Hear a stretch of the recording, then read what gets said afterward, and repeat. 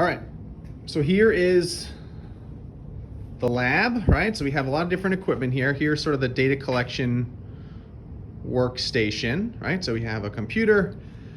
All around the room here, we have these cameras. So these are our motion capture cameras, right? So we've talked a lot about how those sort of work, right? So we have, I think, 11 cameras now. They're spread out all around the room, right? Sort of in a circle around our instrumented treadmill. So this is our instrumented treadmill. So I'm gonna go over here and show you. These are what the markers are if we were collecting motion data. For your EDP, we're only gonna be collecting force data, or we're only gonna give you force data. Marker data is fine, it just takes a little bit more work to sort of process. So we're just gonna be analyzing forces, right? So this is our instrumented treadmill. It can incline, it can decline. It has 2 separate belts, and it also has 2 separate force platforms on the left and on the right-hand side. The reason we have 2 force platforms is if you're walking, you're gonna want 1 foot on each. Because if we wanna get all the force that's on your left foot and then all the force that's on your right foot when somebody's walking, right? When you walk, you have this time when both your feet are on the ground at the same time. So that double support time doesn't really work if you just have 1 force platform, because you can't associate the force that the force platform is measure, right? If I'm like this, the resultant ground reaction force is going to be right in the middle of my 2 feet, right? So it's going to probably be somewhere here when both my feet are on the ground.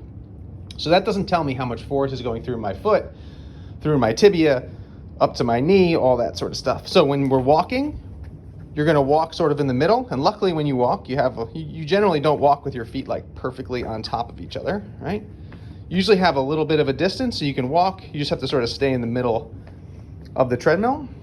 And then when we run, what we end up doing is we move to the left-hand side of the belt. So this is a wide treadmill, right? So there's enough room here.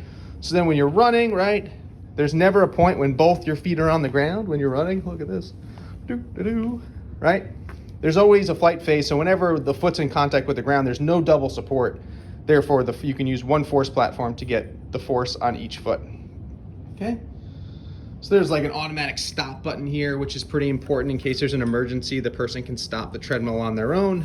I haven't actually turned on the treadmill because it's kind of loud. There's the power unit. So the power unit comes in here, right? The power goes into the motors that actually run the treadmill. Under here, right there, you'll see that's one of the load cells. So again, in every corner, we have those load cells, and that's how we decompose to figure out the actual force acting on the person's foot. Right, so the power runs the treadmill. This is kind of a mess, but now we have the data cables that come over here into these boxes for the left and the right belt, and then that data gets put into this, which is a data acquisition box, as an analog signal. All right, so this is the instrumented treadmill and what the sort of biomechanics lab looks like.